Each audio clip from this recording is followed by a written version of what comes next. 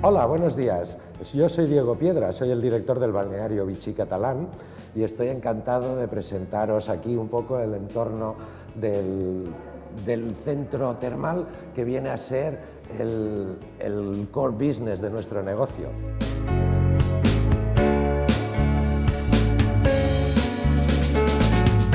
Alrededor de este centro termal, que es donde estamos, se centran también las otras actividades del hotel balneario, que comprenden pues, la restauración y el alojamiento, y nuestros amplios jardines donde poder disfrutar de esos 20.000 metros cuadrados, donde poder hacer actividades de todo tipo, desde la piscina exterior, que es quizás la que en verano pues, tiene más éxito, a pistas de tenis, ping-pong, dardos, yoga o tai chi, que se pueden hacer también en nuestros jardines.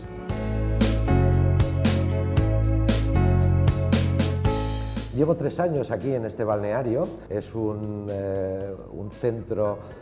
lúdico donde el ocio está mucho más relacionado con la salud y el bienestar que con otras actividades.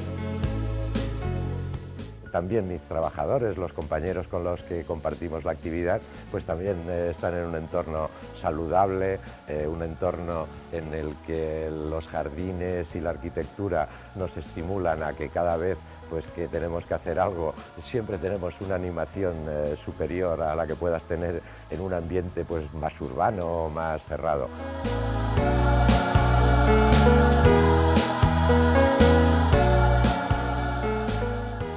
Nosotros en este centro termal disponemos de 2 piscinas amplias en las que hay el agua, es agua de Vichy del manantial. Son aguas que tienen esos beneficios que tanto para el aparato respiratorio como para el digestivo o para la piel de uso tópico pues son muy beneficiosos, y consideramos pues, que una estancia en el balneario Vichy Catalán puede resultar muy agradable, muy placentera y al mismo tiempo aportarnos unos rendimientos de salud y tranquilidad y bienestar que hace muy interesante el venir a pasar unos días aquí.